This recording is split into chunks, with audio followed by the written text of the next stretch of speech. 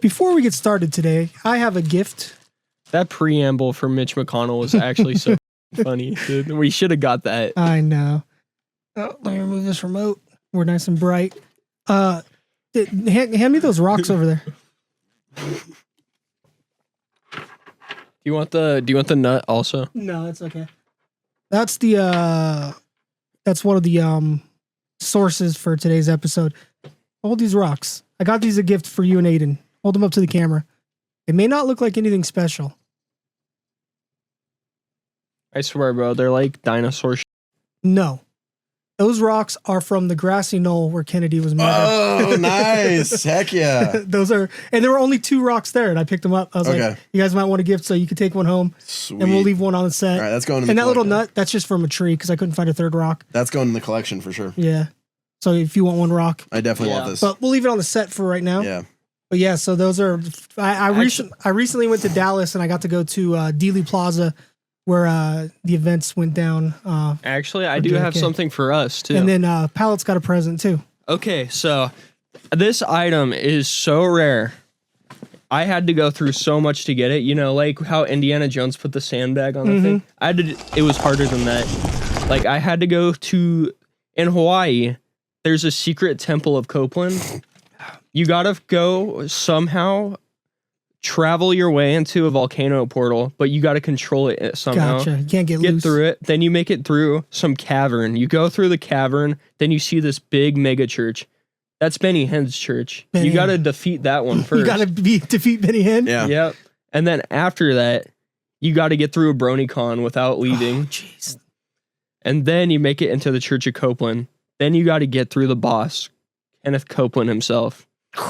Then, So Benny Hinn is the BronyCon boss? He's before the BronyCon. Oh, okay. So he's not the BronyCon boss. So then you get down, and you get down, and it's like you got to pick the correct item.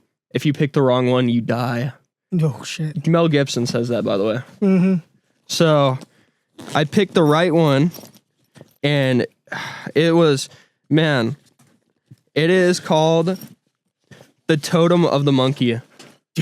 Nice. You guys could. Do you want to show it on producer cam, or do you want to put it in front of main cam? You could put it in front of you. You want to grab that, Will? It's got a Shrine of the Silver Monkey energy. I like it. Heck yeah. That's dope. Should put it right there. It goes. 2 of 3 people on this podcast have been to Hawaii. 1 has not, and that's me. I have not. And I was in Hawaii, and I was like, "Well, when in Rome." We'll do a show. Oh, don't block the book. Oh, right. Good. Yeah, just throw on that side today. Yeah. Well, I guess we can run that intro, hit a clip, and get into the epi. All right. Yeah. Run the intro, baby. Fatal Lunch Podcast, Season 5, Episode 9. We love you, and we'll see you after the intro. Oh, wait, we got a clap sync. Oh, yeah. Comment, like, share, subscribe, please.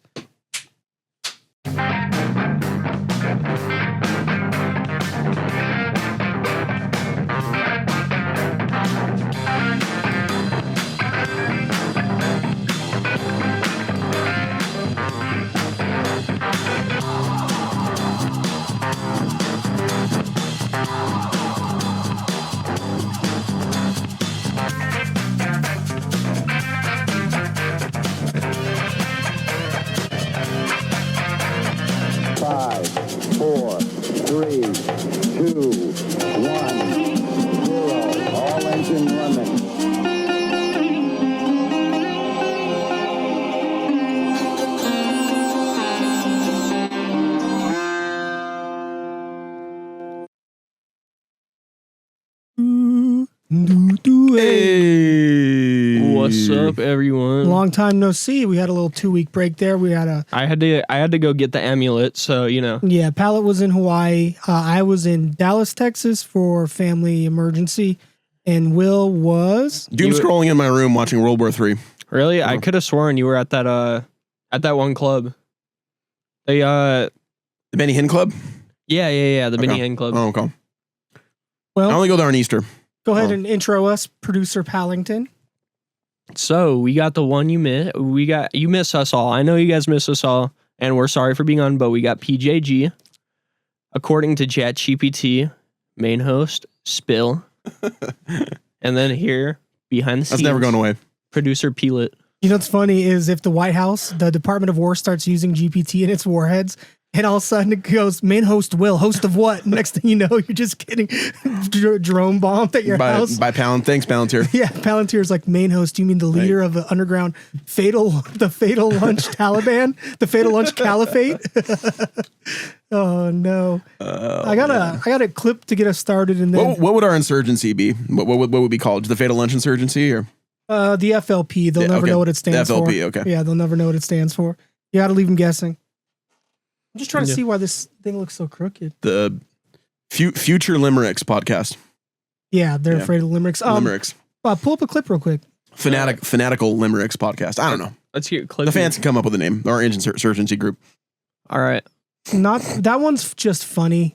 Go up. This one is an interesting question. Go ahead and click it. And this is just an interesting question. It's filmed. How is it when you're talking to I like hate a this baby, guy. like a newborn or infant? How Can we is edit it when that? you're talking to Yeah, I like can. We're back. Chapin. I'm just not going to show that one. I don't like Anyway, that guy. so the point of that last video was the guy, for the listeners out there, the guy was wondering, like, when you tell a baby, say mama or say dada, the baby always goes mama or dada. It doesn't say. So how does the baby know not to say mama, say dada? I just thought that was funny and interesting, but it had music that I know they'll get us for, even though it's just sound effects and it's probably fair use, but whatever. That guy like always pops up at the end of videos and he gives. That's the first time I've seen him.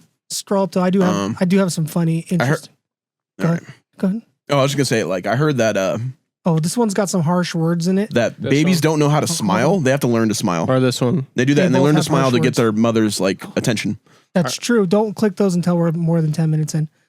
We Go should up, we should just conclude that all babies are sociopaths and are only interested in manipulating people. True. So It's just I got okay, go up to the guy sitting next to some red cans. That one right there. Don't click it yet. I'm going to tell you to push play, and then I'm going to have you pause it. I'm going to have you guys guess what happens next. So is there laughing gas in these red cans? just push play. Okay. I'm Major Wait for explosion. him to sit down. Wait for him to sit down. I'm gonna Major give it- explosion. Don't guess yet. Wait for him to sit Okay. down. Don't read the caption. Don't cheat. Something bad's gonna happen. All right. Will, what do you think is going to happen? He's gonna become an Elton John song. I have a feeling they're gonna explode. Okay. You got Explode, and we got Hold Me Closer, Tiny Dancer. Go ahead and let it play.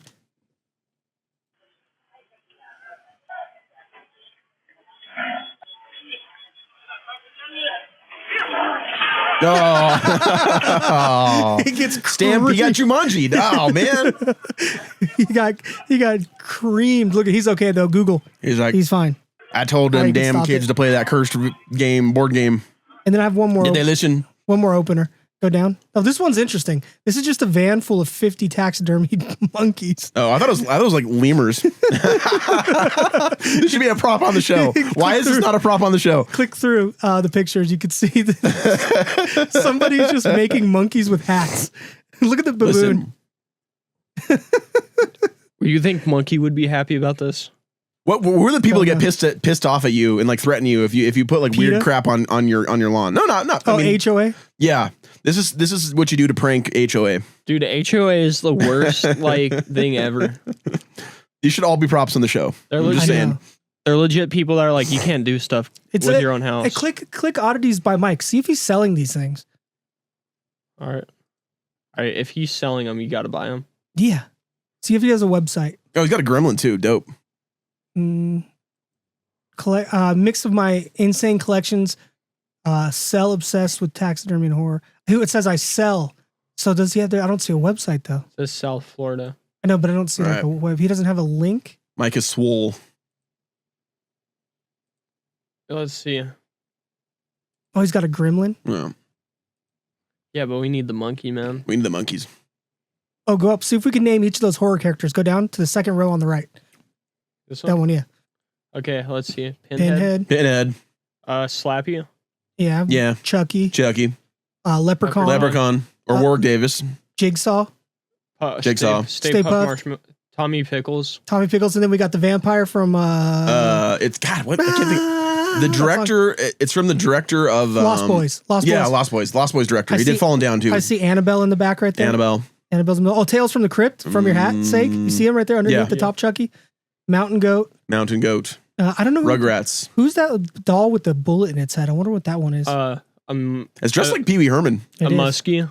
That's a big muskie. Then you got a water buffalo. I think Garfield's in the back. Oh, Slimer. How do we miss Slimer? Oh yeah, there's Slimer. Oh yeah.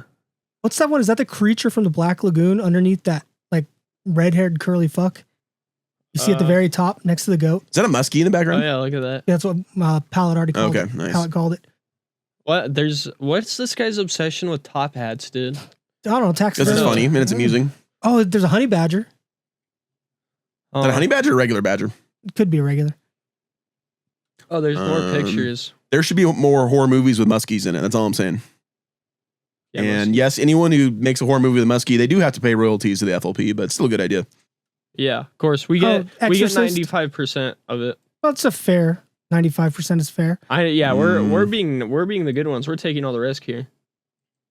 Hey, we should follow this guy from the podcast and we'll reach out to him. I want to talk to him about his collection. We can do like a Skype or a Zoom. We should make a Fatal Lunch. Oh, he's got a Cape Buffalo too. Did you see that? Yeah. We should make a Fatal Lunch Pawn Stars where we like do the same shit as Rick. You have the Holy Grail. I'll give you follow this guy real quick from our account. I'll give you an Applebee's gift card for that. I'm taking the risk here, man. This guy, see if we can see what he looks like if he's a really jacked dude. See.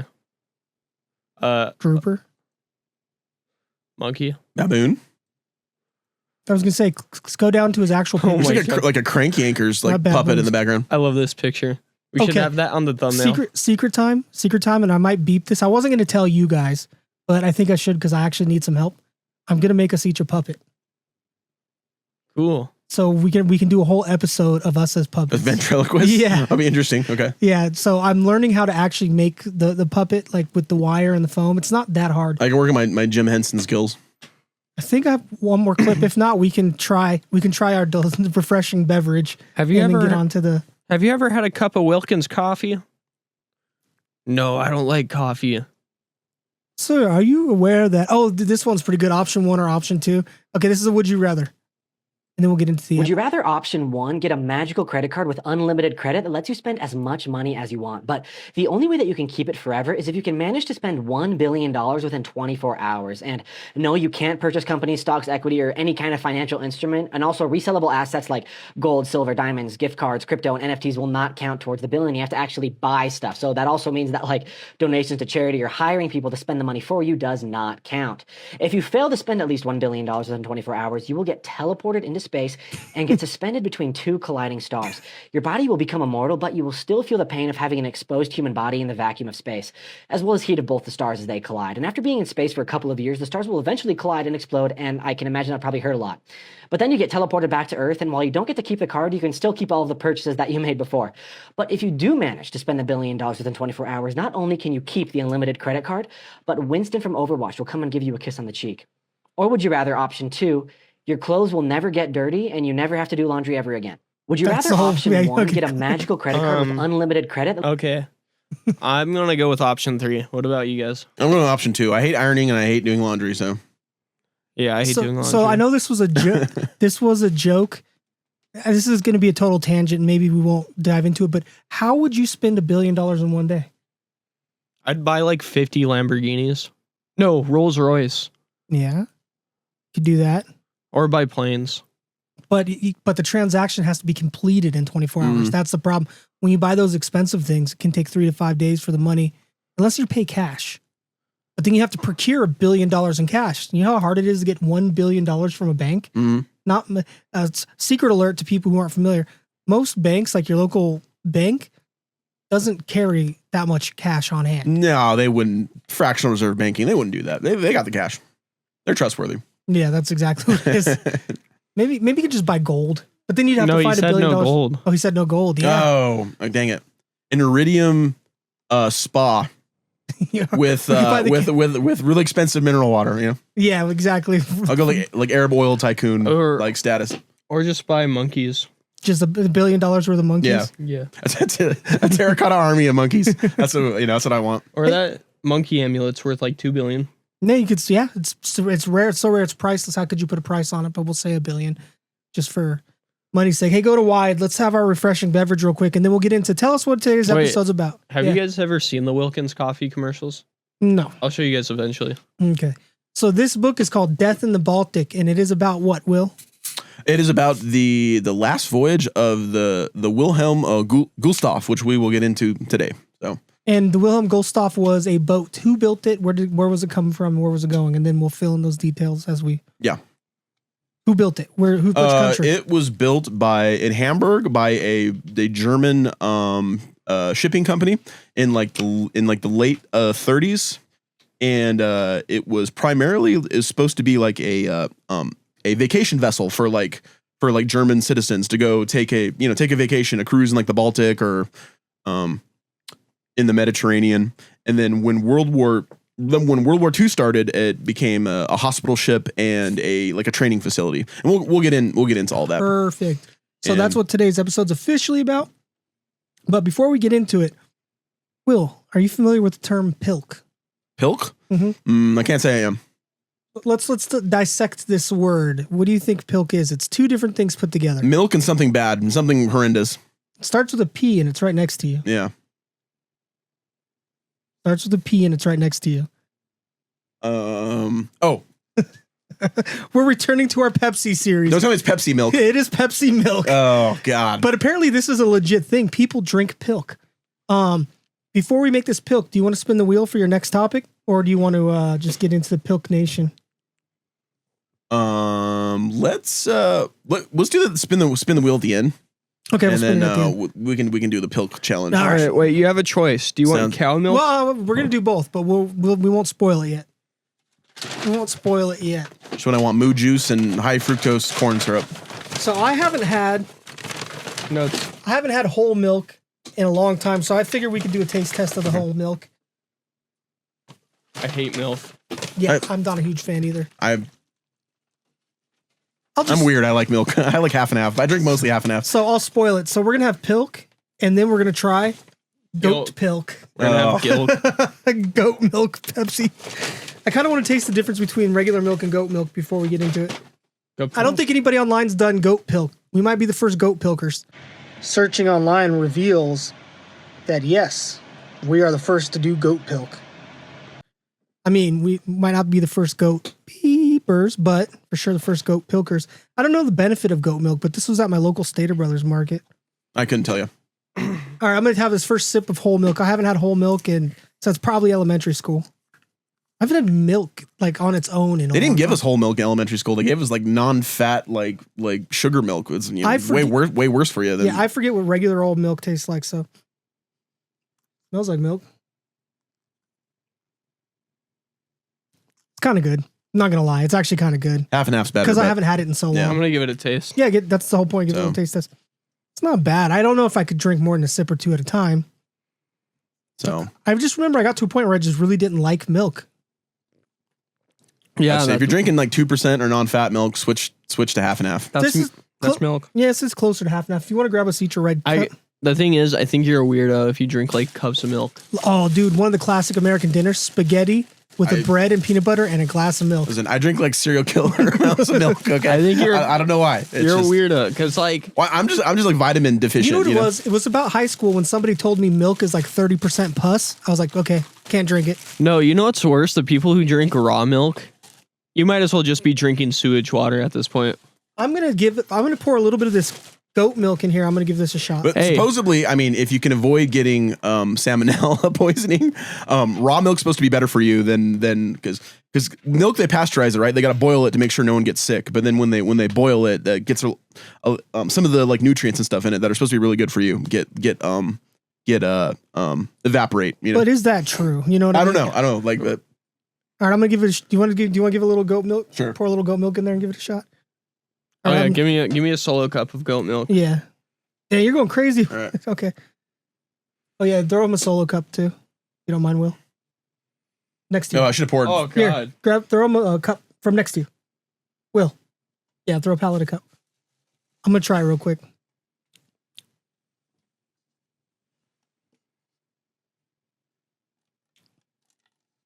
It's better than milk. Here, we'll grab that. It's better than regular milk. It actually has flavor to it. It's got a different flavor. Well, I don't mind that. It's a little musty more than Pallet hated it. It's a little musty for my liking. I hate that. But I like goat cheese. Yeah. Oh my god, it tastes like smegma, dude. Knows what smegma tastes like. Was your boyfriend uncircumcised? Gay joke. Hey, those are back, baby. Apparently, you can say make gay jokes now. So Should have always been able to say those. Film this vertical. I want you to film me making my pilk, and then I'll film you making your pilk, and then we'll Legit tastes like a cheese rind if it was fucking milk. All right, we're gonna make our pilk. So the ratio is 50-50, by the way. So we'll go 50% milk. We'll go like a quarter of the way up. Shout out to mythical chef Josh. Apparently he unironically likes pilk. He'll be tagged down below. If you guys don't know who that is, Good Mythical Morning has a mythical kitchen. Is it the dude with the glasses? The jacked guy? Yeah. I tried to keep this all cold before we started filming, so a little ASMR for you guys. I'll wait till we all make our pilk before I taste it. So we'll go 50% Pepsi. I don't know what kind of autism you have to make something like this.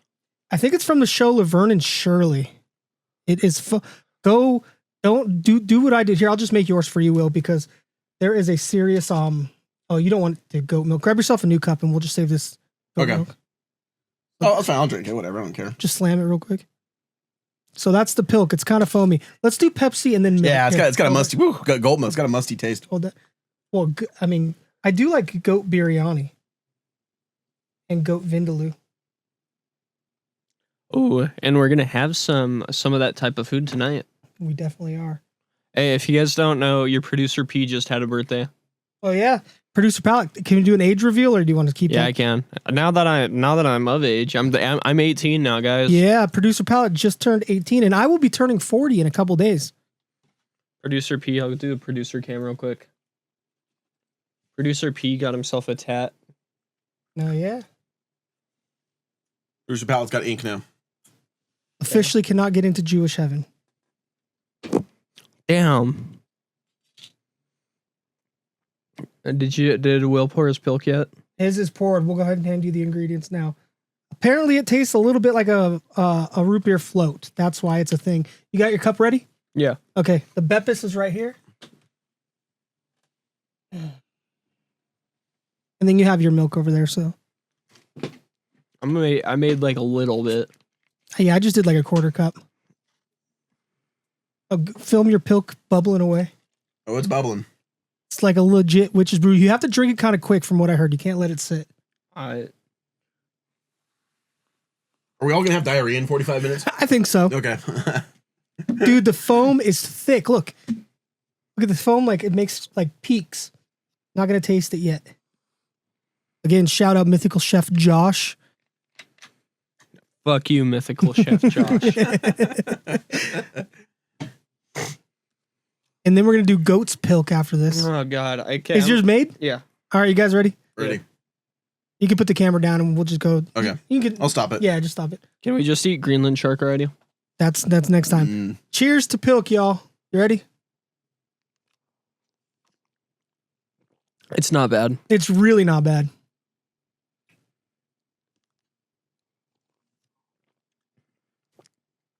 That's not bad. I'm stunned. Is it a treat that I'd reach for? Probably not. Will I ever drink it again? No. Not bad. It tastes like what happens to like a float soda after the ice cream melts.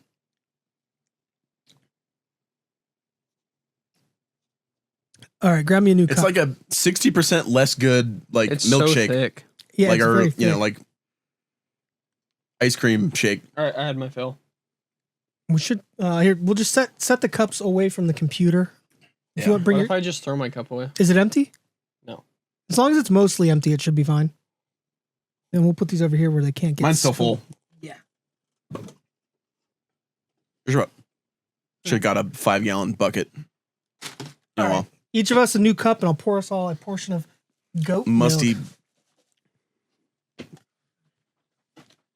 Just give yourself some Pepsi real quick. Okay, guys, pilk isn't that bad. It's not that bad. I can't even do it. You're good. Just I mean, it makes the Pepsi. It definitely makes the Pepsi taste worse, but it's not terrible. Ah. all right, ladies and gentlemen. Oh yeah, grab my phone Hey, there it is. and then hit record. All We're right, recording. here it is. Goat. We're doing the goat pilk now. I'm gonna do like an eighth of a cup. I'm not going crazy. I'll give you about the same because I don't want a bunch left over. And then we're gonna sell this goat milk on fatallunchpodcast.com for On the Silk Road. $3,956. I'm gonna grab that Beppis right there. Beppis. Beppis. Hey, down in the comments below, Coke or Pepsi? Settle that debate down there. If you pick Coke, I would appreciate it if you would click off the podcast and not watch us ever again. No, I'm just kidding. Continue watching us, but Pepsi's better than Coke. It's like, good look down in there. It looks just like expanding insulation foam. It just like grows. All right, and then let me hand you the goat. Hand this over to Playboy. I don't know why I called producer Pallet that. We're also going to beep his real name.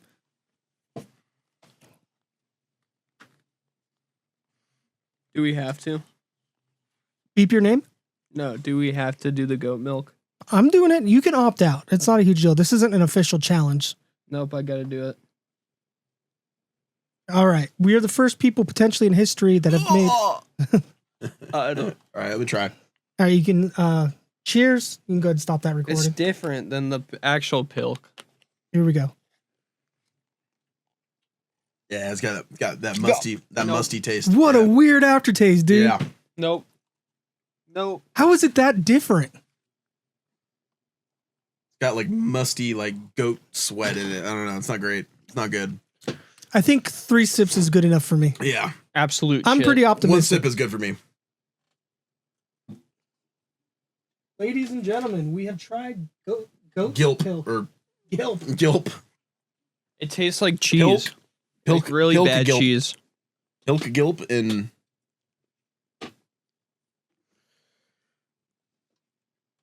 All right, now we gotta try butter pilk. Oh, that's a good idea. I didn't even think about that. We'll do butter pilk next time. Yeah, so scale 1 to 10, 10 being the best thing. You can click that recording off. 10 being, here, I'll take my phone. 10 being the best thing you ever put in your mouth, and 1 being literal rotten turds. Where would you put regular pilk? 5. 5 is like neutral, so I'm gonna go I'm never- 7. I'm never drinking pilk again. Yeah. It makes the Pepsi taste worse, but it's not like wretched. I'm gonna go sacrilege because I don't think anybody else is gonna do that. I'm gonna hit right out of the source. it's a disappointing milkshake is what I would say. Oh, Pepsi is so good. I don't usually drink the fully leaded stuff. I usually choose 0. You want a couple sips of that? I have my Pib, Oh yeah, that's right. and I have my Evian. I went with generic. I went with the nice brand water today. Shout out Iceland. It's not bad. Evian is like the best besides Mountain Valley. He just said it You on want the some? bed. Palette?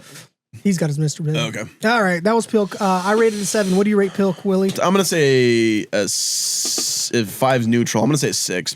And then for you, goat's Pilk. 4. I could drink it, but it's fucking nasty. For Three, you, 3.5. I'll go 5 neutral. It's so, how is it so different? I just don't like I can't mess with the mustiness. It just I don't like it. We gotta milk a pig and make a pig cheese one time. It's gotta be possible. They're mammals. They make milk. I want.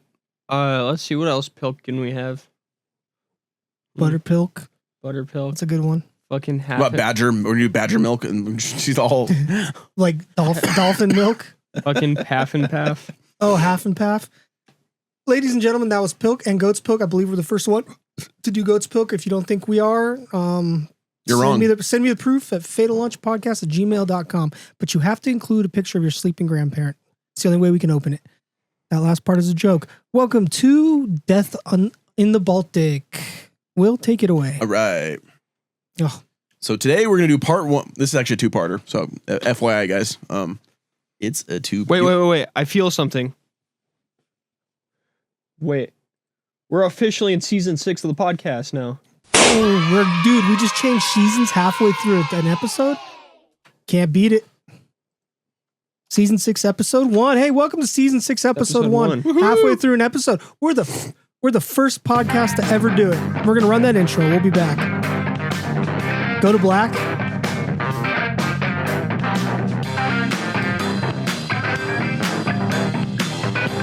All right, cut it back on and cut it short. We'll just make it a joke intro. All right.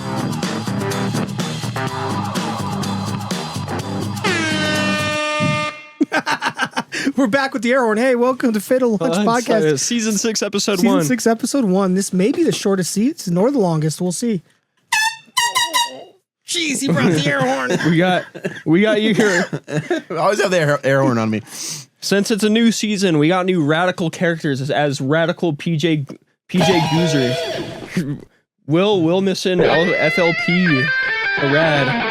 And then producer Riggedy Pallet. Riggedy Pallet. All right. And in this season is strictly dedicated to the Wilhelm Gustloff. So, Will, take it away. You got an intro?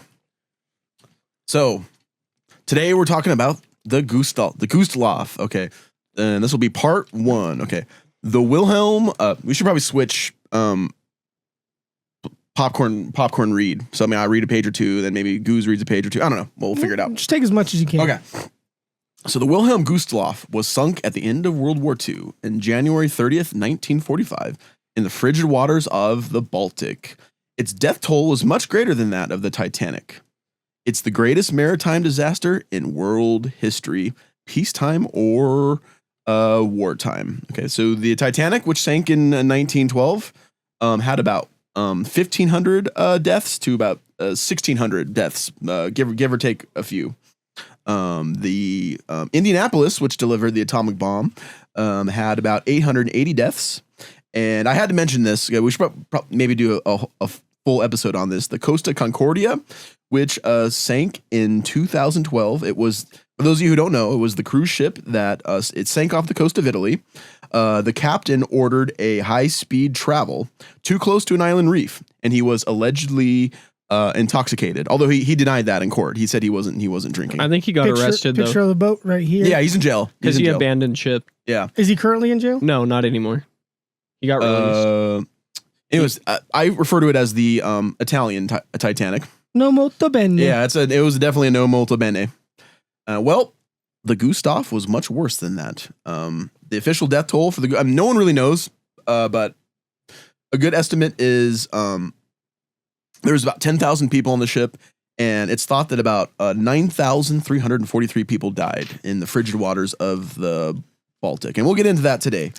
So I'm a big World War II nerd. That's more than 9/11. Yeah, it's way more than 9/11. More than Pearl Harbor. I mean, it's more, there's been a natural disaster. The Gustloff was probably worse than it, Maybe not the tsunamis. Yeah, not the tsunami. Actually, that was popping in my head right now. Not the tsunami. That was like 100,000 That was like people. 200. That was crazy. Actual number right here. What was that? 2003, 2004, something like that. Yeah, it was bad. It was bad. What was it? The Java tsunamis. Yeah. Yeah. And so this was the Gustloff was I knew nothing about this. So when you guys mentioned it, I was like, I haven't heard of that. So there they go, hiding history again. Yep. Not telling us the truth. So what was going on in January 1945 at the end of World War II, PJ? Well, things were not going so great for Nazi Germany. Things were not good. But we'll go over some important dates real quick that was what was going on at this time. Okay. So PJ, did you know on the 5th of January,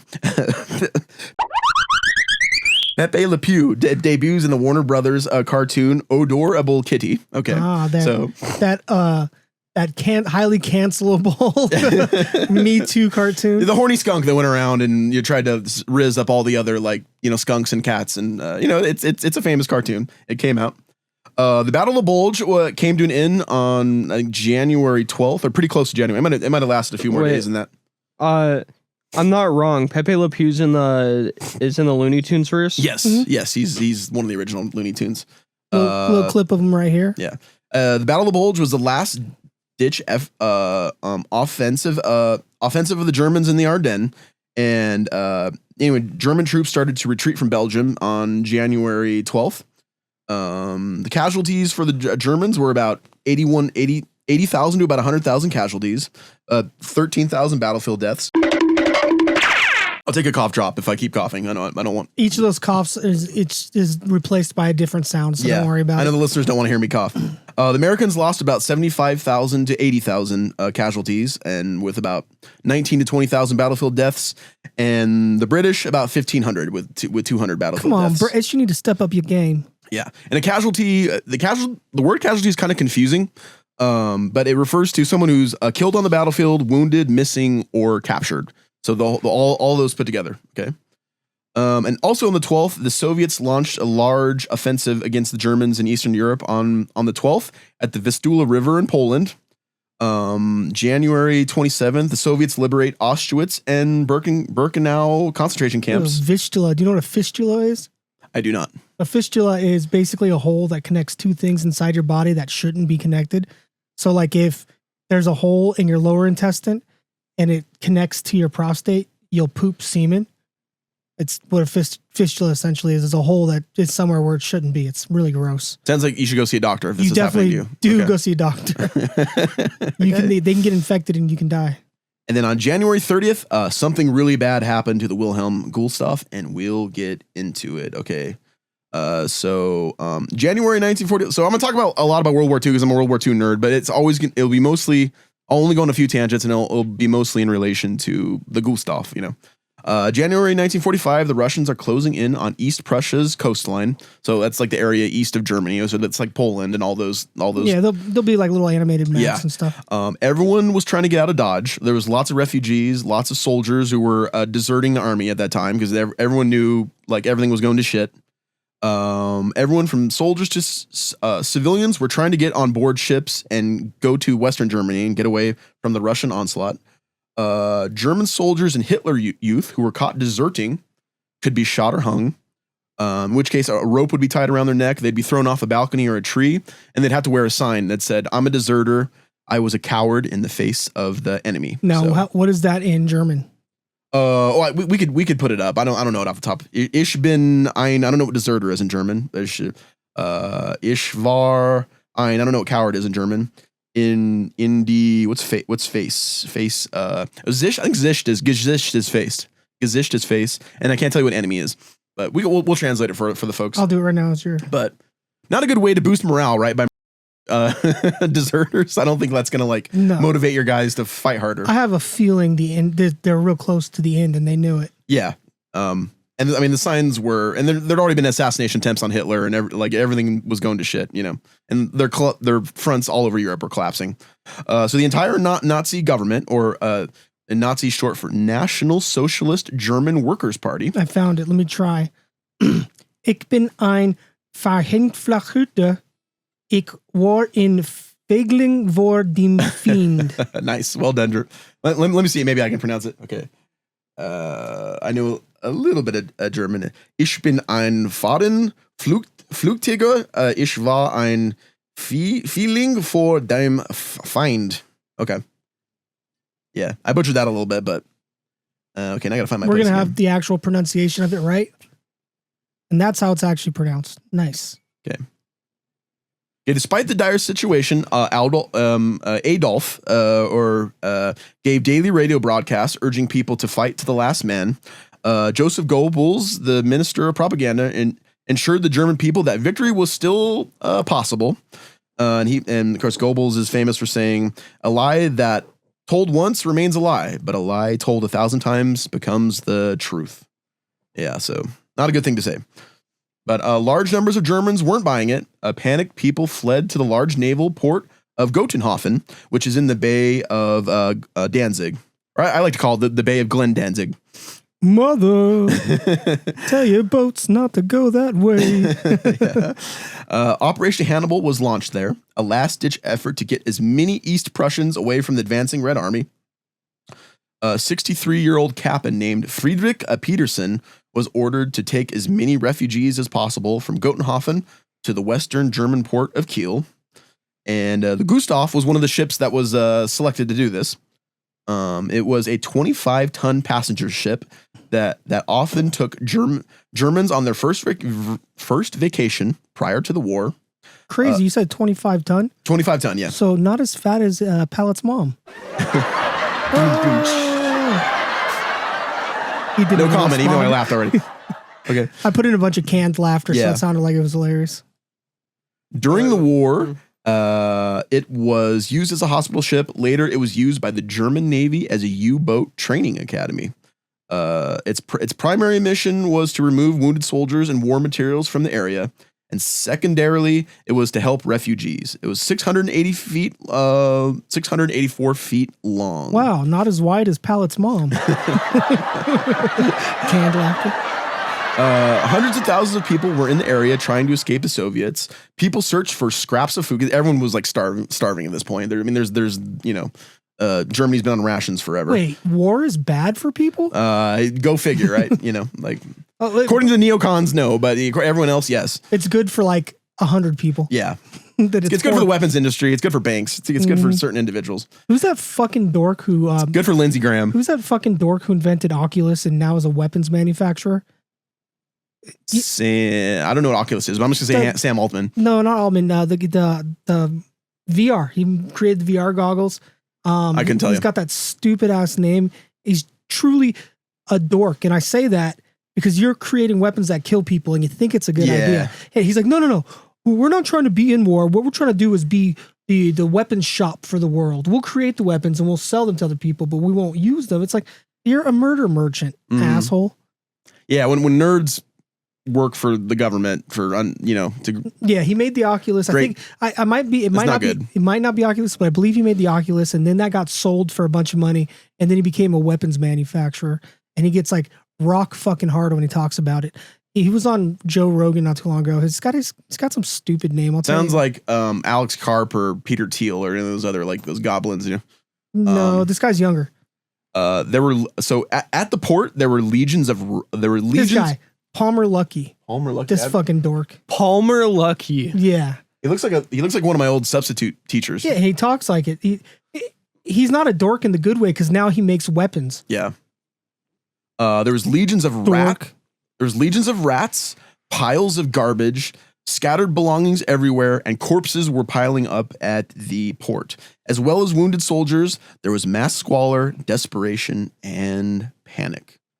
1945 had the coldest winter in 2 decades in Europe, so it's a bad year for things to go to shit for your country, because you invaded all your neighbors.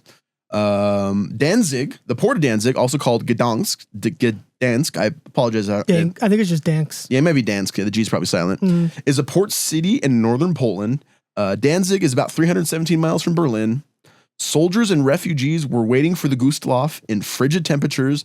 The ship had also been painted gray to be more inconspicuous, and that might be to the Gustloff's downfall later down the road. Every time you said Danzig, just a Glenn Danzig appeared. She rides. Okay, we'll get back to this. Yeah. What do you think were some of the women's roles in the war, Goose?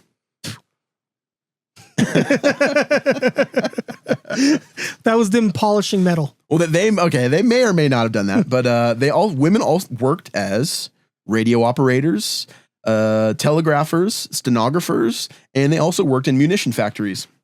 And as the Soviets approached closer, women were used to dig ditches and set up anti-tank obstacles as they supported anti-aircraft batteries.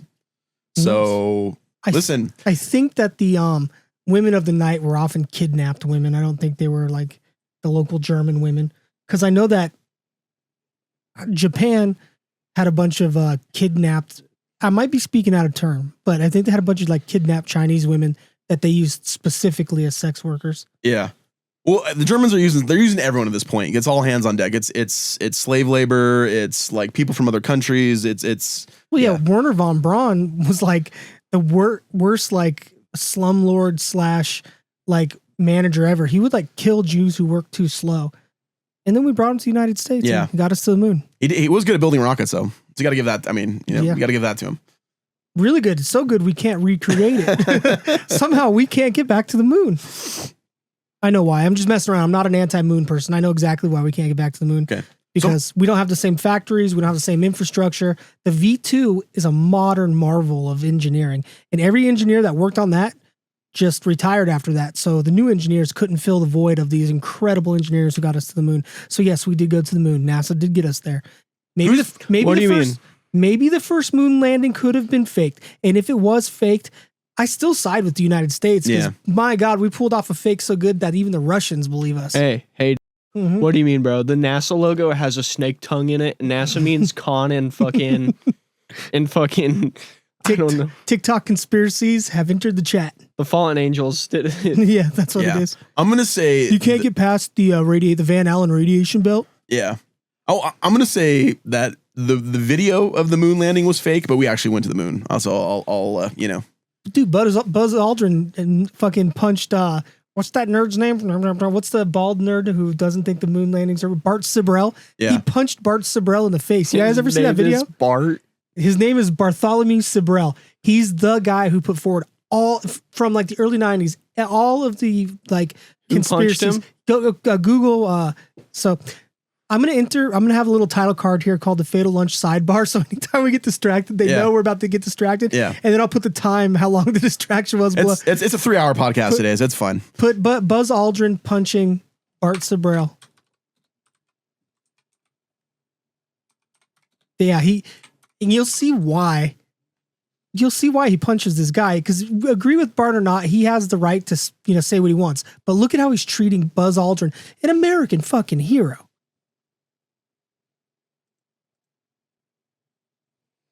Oh, we have American heroes to this date now. The best Why don't you swear American in the Bible heroes. That you walked on the moon? There he is right there. Is this guy in the spectrum a little bit? Yes. Why don't you swear in the Bible that you walked on the moon? Try to see if you can get that plus logo or that. Yeah. Get out of here. I'm trying to be nice to the guy, and he's not picking up a hint. Just watch. He gets real aggressive. Why don't you swear in the Bible that you walked on the moon? It doesn't, sir. I have nothing to do with this. But you cannot solicit on this property. We just paid to rent out the penthouse to shoot up there.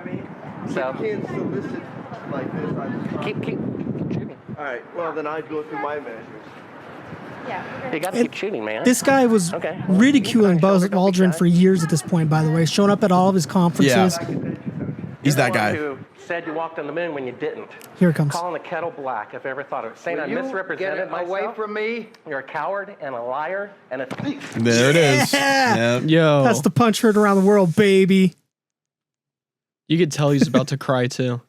Look at I don't want to say FAFO because it's overused, but I mean, that was kind of a blatant example of FAFO, you know. I love that his name is You can Buzz. get out of here. Yeah, baby. Yeah. He looked like he was about to cry after that punch did. Oh, dude. Buzz Aldrin.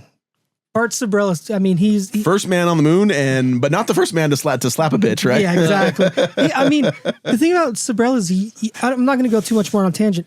It's all built on a house of cards. It's all lies. He's like, well, you can't do this and you can't do that. And then clearly we can. We went there and he's just so smug. And I'm not going to say his name. His name's probably going to be bleeped. He doesn't need more attention. And Buzz is such a cool name.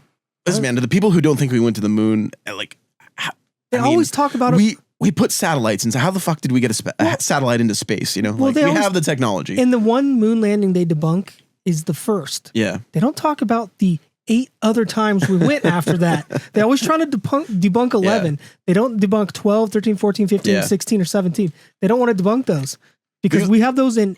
Dude, some of the moon landings are shot in IMAX. You can see the footage. IMAX is like basically the 4K of their day. I mean, and they always want to claim that it was impossible, but the first 10 Apollos were us launching into space and then doing unmanned around the moon, doing like a manned false touchdown on the moon. Like there's a clear chain of steps you can follow of how we got to the moon. Yeah. And that's why I don't think we went. I'm on Bart Sibrel's side. I'm saying that the video's fake, but I think we went, you know. The moon's a 250,000 miles away? 240,000, 240 million miles away, something like that. But its space is so much different than on here. You don't have any resistance. If you get one good push in space, you're gonna go. There's actually XKCD, shout out, has a video of what happens if you started floating off the Earth at a meter per minute. How long it'll take you to get to the moon, how long it'll take you to leave the solar system. It's pretty interesting. Shout out XKCD. What if, one of my favorite books of all time, check it out. I've read both. Anyway, Gustloff, I could go on this tangent forever. Yeah.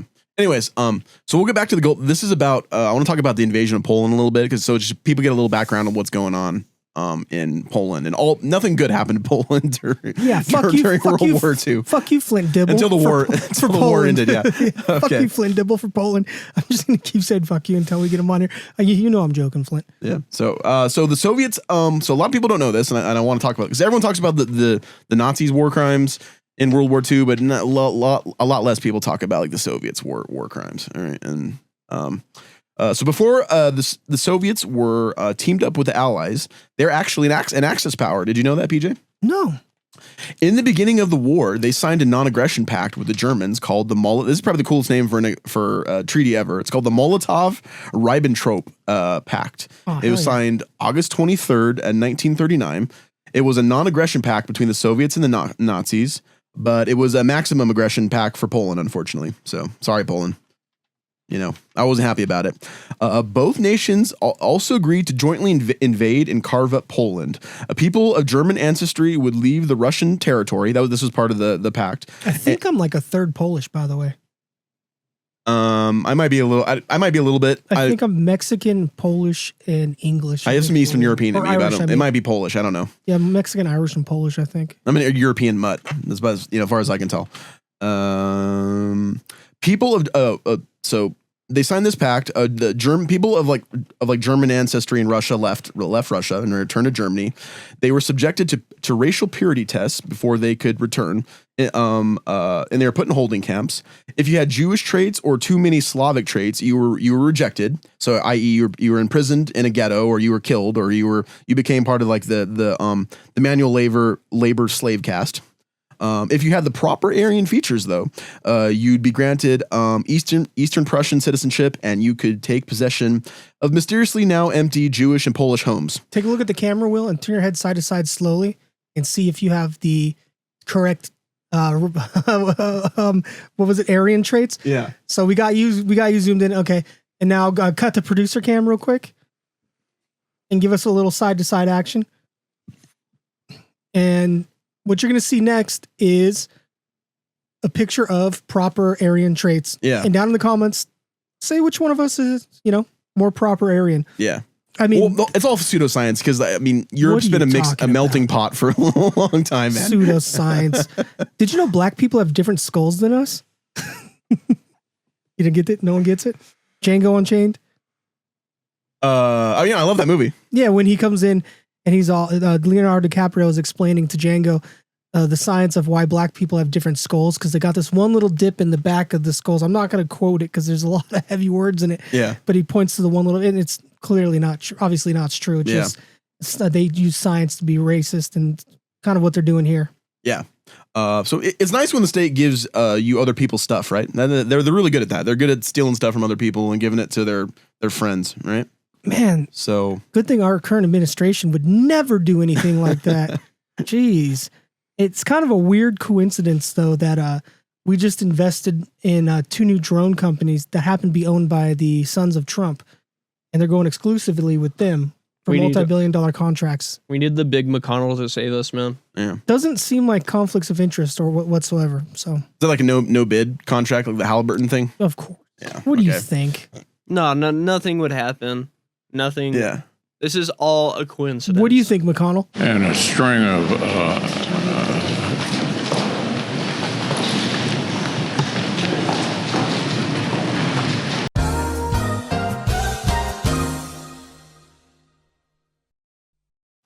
I just cut to a clip of him freezing right now. He just. That's okay.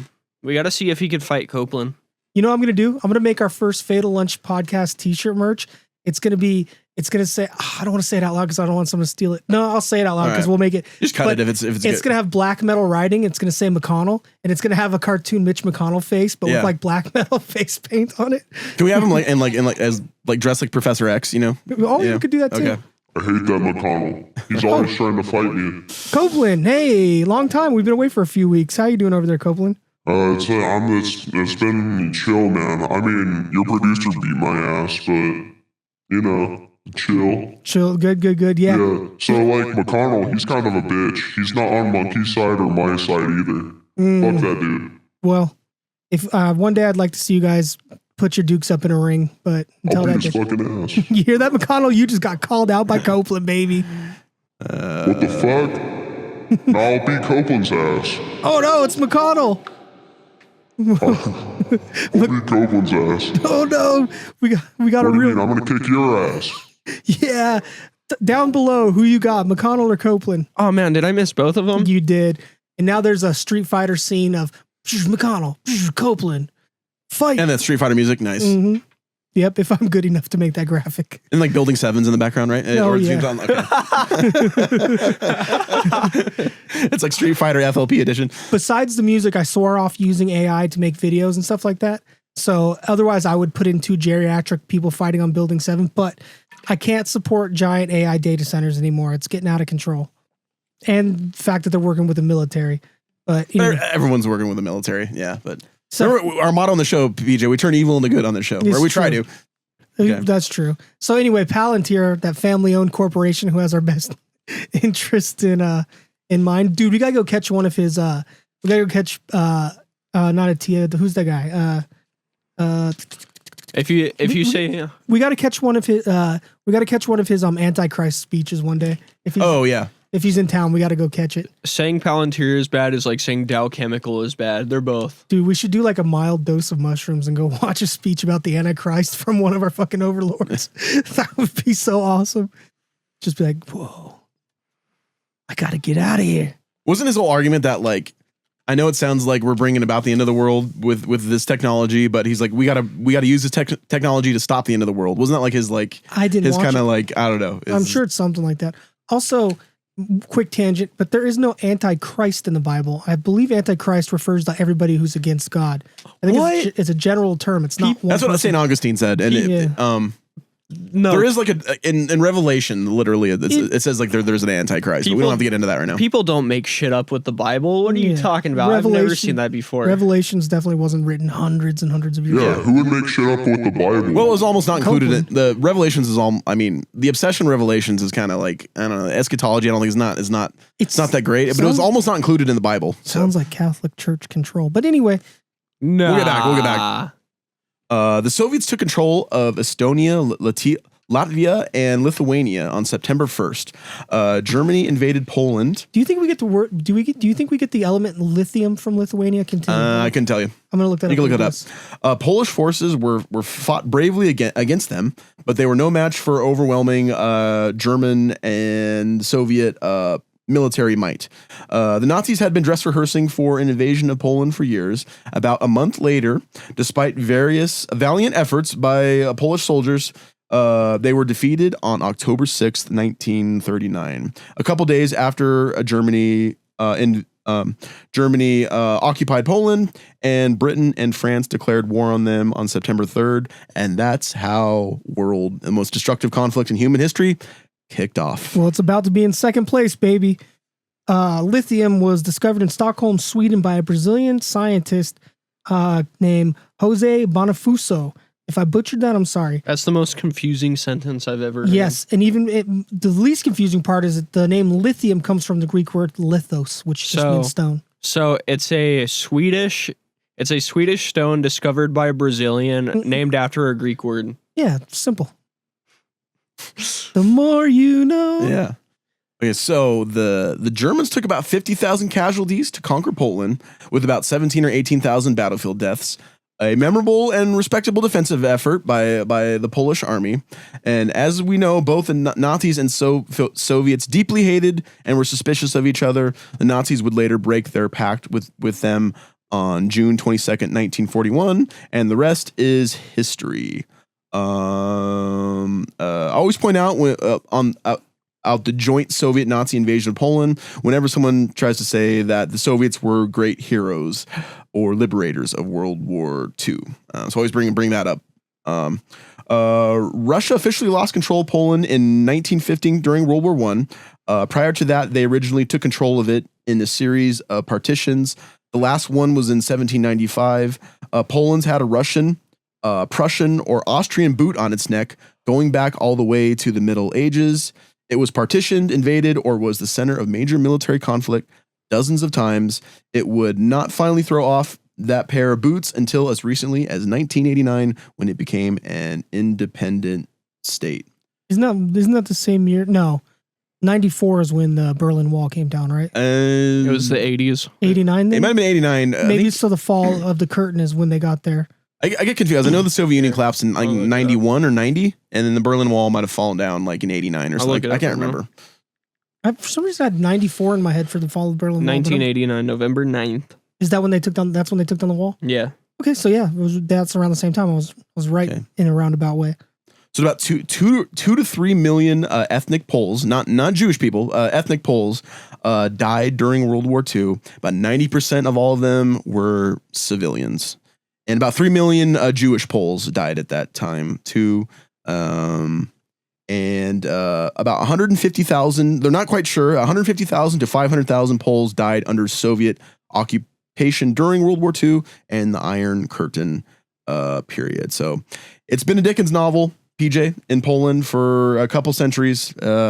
Great expectations became hard times and bleak house. It was the worst of times. It was the worst of times. Yeah, it was the worst of times and it was the worser times. Worser times, yeah.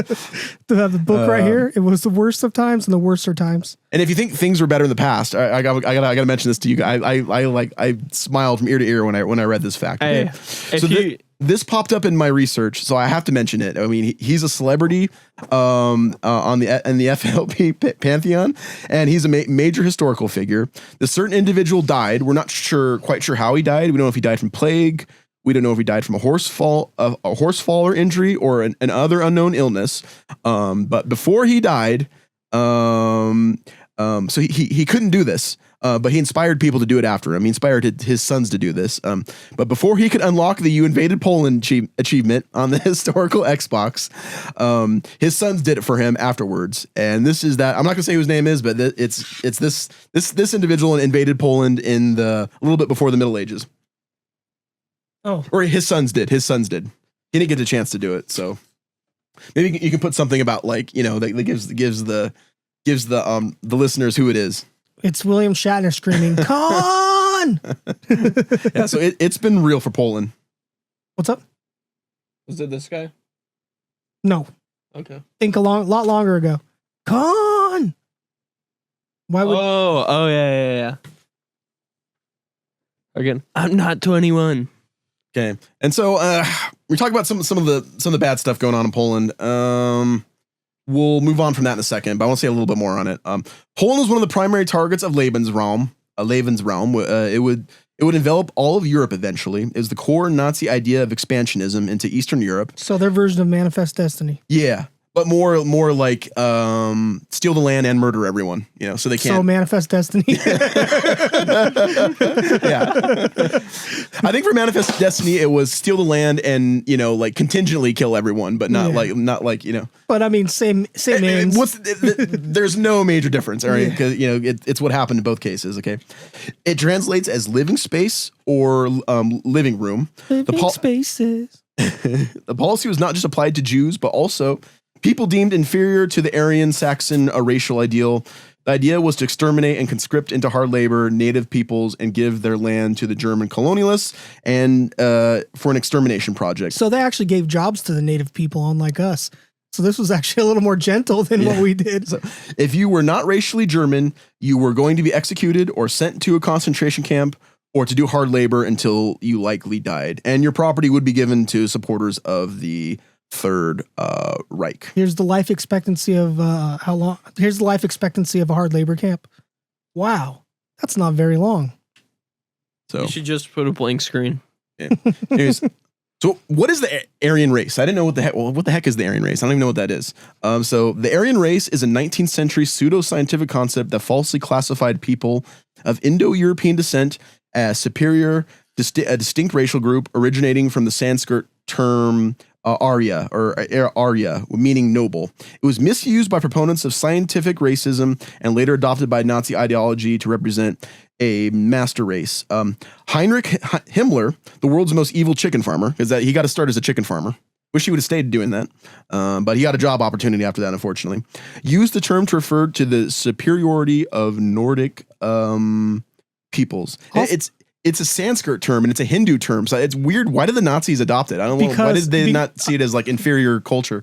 Because it has ties to Atlantis. Okay. The Atlanteans, the native Atlanteans, they were called the Aryans. Is Sanskrit lost? We can read some Sanskrit, I believe, because I think Sanskrit is Proto-Hebrew. So it's older than Hebrew, right? Yeah. Okay. I believe it's like a Proto-Hebrew. So were the Vedas written in Sanskrit and like the Hindu religious texts? No, it's Hindu. It's like a type of Hindu.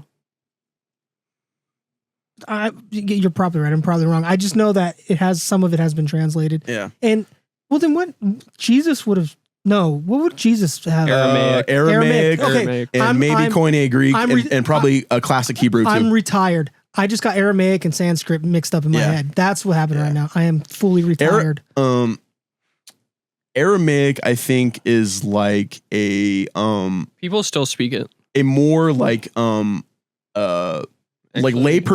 That's the one I think is Proto-Jewish. It's a more common version of like Hebrew. It's not as it's for commoners. Yeah, and I think it comes from like the time of the Jewish people like in occupied or in Babylon, you know, the Babylon like Exodus. So between 400,000 and 850,000 people still speak Aramaic. That's cool. Yeah, I just know it's an old language, and I think people were speaking Aramaic, early Hebrew at the same time they're speaking Greek. So I think you could trade in all three of those languages. Yeah, but Sanskrit was the Far East language. You're right. Yeah. So I think it goes all the way back to like the fall of the Jerusalem temple and like the Babylonians sacked it in like 590 BC, and then all the Jewish educated people were deported to like Babylon, and then so that's where I think that's where Aramaic comes from. Oh no, it's not lost. People could speak it. Yeah, well, that's what I mean. Then it mixed with Hebrew somehow. I think. Well, I believe they found writings like Rosetta Stone style writings that had like Hebrew and Aramaic and that Greek on it, and that's how they were able to sort of back translate it. I believe. Are the Dead Sea Scrolls translated? Yes, they're translated. That those are in Hebrew. Yeah, we were up. We can see those. Hey, at the Reagan. I'd love to see them at the Reagan Library right now. They have an exhibit of the Dead Sea Scrolls. Dude, we gotta go to. Let's go. We should go to Yale so we can see the Voynich manuscript. Is it at Yale? It's at Yale. I'm down. I love the Voynich manuscript. Keep reading while he looks it up. The swastika and I know we'll talk. I know this is kind of grim stuff I'm talking about, but I mean, we want people to kind of know about what's going on in Poland. It's all bad during World War II. The swastika in Eastern philosophy. I was perplexed by the Nazi interest in Sanskrit terms and symbols. For instance, Hitler adopted the Hindu Buddhist symbol of a swastika. The swastika in Eastern belief systems represents well-being or good fortune or prosperity. Quite ironic, right, PJ? Very much. There's going to be a little break, and you'll be back into reading it. This isn't going to be included. Okay. Go ahead and read. Okay. So it's brutally and cruelly ironic that it becomes like the universal symbol of evil, right? I think the Nazis did that kind of stuff on purpose, like where they would tattoo numbers on Jewish people because they knew Jewish people with tattoos wouldn't get into their version of heaven. I think they did a lot of that ironic evil shit on purpose. Yeah. I think they weren't very good guys. That's the part of the nude roll calls and shit too. I think it was just to like further humiliate people, exactly, in a bad situation. Yeah, so it just like sadism on top of sadism. Just gross, nasty people. If you align with Nazism whatsoever, fuck off. Don't even listen. It's disgusting. You're a horrible person. There is no excuse. There's not one redeeming quality except for the really fucking cool uniforms. Outside of that, they were very fashionable, and it's a badass military gear. You know, so. But all jokes aside, if you're even Nazi adjacent, fuck off. $228. I think we got to get one. Yeah, Voynich manuscript. That'd be badass. Look at the cover too. But I mean, even from their logic, if you like like the German people and you like Nordic people, Hitler got them all fucking murdered. You know, he got most of them murdered and they got their society destroyed. So why would you support Nazism, right? Yeah, they're literally the losers. You know? Yeah. So. Yeah, it's like people who still support Confederate. It was about states' rights. It's just history. It was about state rights to own slaves. That's you forgot the second part of that sentence. It's heritage. Fucking dullard. You homunculus. You fucking troglodyte. Yeah. It's just heritage, man. Yeah, heritage. I love that they use the word heritage. We'll get a Voynich manuscript, and when we get it, I'll do a whole episode on it because I, for some reason, oddly know too much about that freaking book. I love it. It's one of the best topics. It's great. Once Poland was conquered in October 1939, and bravo to all the Polish soldiers who stood up to the Nazis and to the bullies. So good for them, you Squads of SS soldiers, or Einsatzgruppen, which basically means a special task force, rounded up native Poles, Jews, etc., and other like non-German like national in ethnicities, and drove them into areas hidden from the public. The individuals were then forced to strip. And there's that sadism we were talking about. I don't know the Nazis and stripping, man. I don't like, I don't get it. Nasty. So the they're doing this to the too. So I wonder where they learned it from. Those two words just got beeped. But you can infer who's doing what to who now.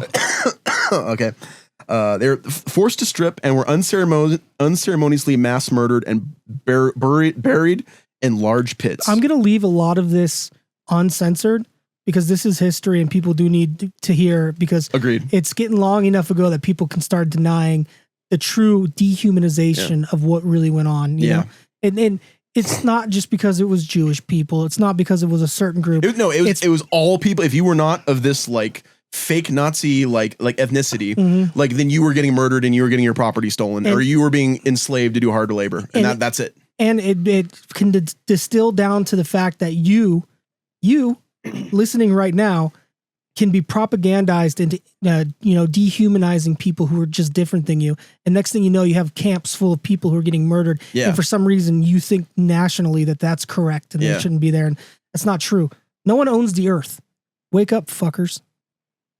Anyway, so I'm only going to talk about the early Nazi atrocities on the death camp and system. Because this episode's about a boat. We're getting there. We're getting there. We're getting there. I'm not going to talk about the death camps. I mean, like we can point you to YouTube videos or more other sources if you want to. Visit the Museum of Tolerance. Yeah, I don't want to get into that. It's uber depressing. Speaking of, we're hot right now. We're at hour 11 minutes. Yeah, like this is like a 2.5 hour podcast, man. I'm telling you. I'll try and hurry it up a little bit, but imagine what Vietnam's going to look like. Yeah. During one operation, the SS were thought to have murdered about 61,000 Poles in the village of Bydgoszcz. Bydgoszcz. I can't pronounce it. Here's what's that meme of that wooden pole holding the bat? You know what I'm talking about? Pallet? Oh, the stupid what? It's the Italian brain rot. Yeah, right now there's a picture of 61,000 of those poles being murdered. I'm not going to make a joke, and I'm not actually going to do that. Anyway, continue. The occupying and so they killed about 61,000 Poles and all at once in this village, and then there was another like anti-German riot. I wonder why the Poles are rioting against the Germans, and the SS killed about 10,500 people. Same like through the same like horrible like tactics, right? And like I said, we're not going to talk about the concentration camp and the death camp systems. It's just too depressing. But there were about 457 camp complexes in Poland during Nazi occupation, including the infamous like Auschwitz, right? Mm-hmm. Okay. And now we'll talk about some of the bad stuff the communists did, because I mean they didn't want they did bad stuff too. Not to be outdone by the Nazi, and there's a lot less here. So I won't go too deep into this, and we'll get back to the goal stuff. Not to be outdone, but at least people know what's going on in Poland at this time.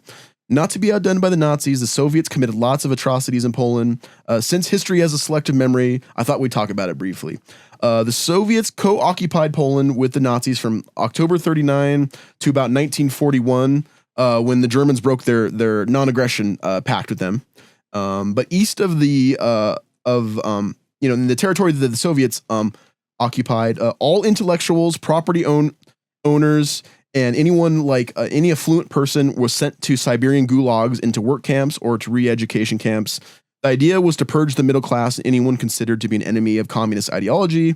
They did this in Ukraine, Belarus, and the Baltic states too. The Soviets murdered about 150,000 Polish citizens during World War II. One of the most infamous events was the Katyn massacre. If you just change a few words in those last few sentences, it sounds kind of familiar. I'm going to let people infer what they think I mean by that, but let's just say the United States middle class ain't doing so hot. Yeah. And those in charge would love to send us off to a camp. Get rid of us pesky, useless eaters. And this is all kind of done by the NKVD, which is the Soviet secret or Stalin's secret police, right? They're the People's Commissariat for Internal Affairs, and they existed from about 1934 to 1946, although I haven't found a typo in my notes. That's not good. Okay. And they executed about 20,000 Polish officers and intellectuals and officials. Okay. And so yeah, now you know a little bit about all the depressing shit going on in Poland. Isn't it great when your government emboldens a small group of people, makes them bigger, pours a ton of money in them, and then they get a cute little acronym like ICE, and they do horrible things on behalf of your government. Isn't that nice? This is theoretical, though. Yeah, that would never happen in the United States. Never happen. Theoretical. Okay, so now we're gonna go forward to like about 1945. Okay, and we're not gonna talk about it. The German offensive is spectacularly fails in the east, right, against the Russians. The Russians freeze their offensive, right, and so that's the famous Operation Barbarossa in June 1941. Again, we're not gonna talk about it, but it's one of the most fascinating and bloody theaters of World War II. So the Soviets had pushed their way to Poland by January 1945. The end of the war is in sight. Germans were terrified of Russian reprisals, aware of all the horrors that the Nazis inflicted upon them in the East. The German Wehrmacht, or the Defense Force, PJ, soldiers' bodies were found with their noses, ears, tongues, and genitals cut off. Nice. So I think the Russians are pretty mad. Since Germany was running out of soldiers, they turned to the Volkssturm, or the Home Guard, literally like the People's Storm, to defend the homeland from the Red Army. The Volkssturm was thrown together at the last minute. It was made up of teenage boys, usually around 13 years old. Older members of the Hitler Youth were used to bolster the VS and man machine guns. They were made of older teenagers. They were equipped with crappy, out-of-date World War I like rifles, because that's all the Germans kind of had left at this time, some of which froze and jammed in the cold. They were also poorly trained, and about 80,000 teenagers from the area were called up to the VS. First, it was all volunteers, and later it was mandatory. And when they ran into the primary Soviet assault force, things did not go well. There were reports of piles of dead VS teenagers and Hitler youths laying in ditches with their ears cut off and their eyeballs gouged out. I just want to see, like, at the end of this, like, after all the World War II talk, the last sentence is, "Oh, about the ship, it just blew up." No, we'll get to the Gulf side. Imagine being a Soviet soldier and you're going to battle and you realize you're killing 13-year-olds. Yeah, like that sucks for everybody involved. I agree. And imagine dying before you get pussy. Well, there's a lot of war crimes going on and sexual assault and stuff going on, and I won't go too much into it. I'm just meaning that these were young kids. Also, that was a joke. I'm trying to make light of something you probably shouldn't make light about. Yeah. So, I'll try to lighten it up a little bit, but it's dark subject matter. Okay, like civilians began to panic when these reports came out. Hitler did not allow German citizens to evacuate East Prussia until late January 1945. The Soviets surrounded the area. So fleeing on land was impossible if you were a German citizen. Like your only chance is to get on a boat and get out of Dodge, right? And so that's why so many people wanted to get on the Gustloff, right? This was why so many people converged on the port of Gotenhofen. Operation Hannibal took place between January 23rd and May 8th, 1945. More than 800 remaining surface vessels, including the Gustloff, ferried thousands of refugees and troops from the Soviet threat in the east to Kiel, Germany, as well as other places in the west. So Operation Hannibal transported more people than Dunkirk. Wow. Yeah, true story. And if staying on land was a death sentence, then going out to sea wasn't much better. Ships could be torpedoed by Allied and Soviet subs, hit by coastal artillery, strafed from fighter planes, and the waters were heavily mined. And not to mention, this is one of like the coldest winters of like in the last couple decades, right?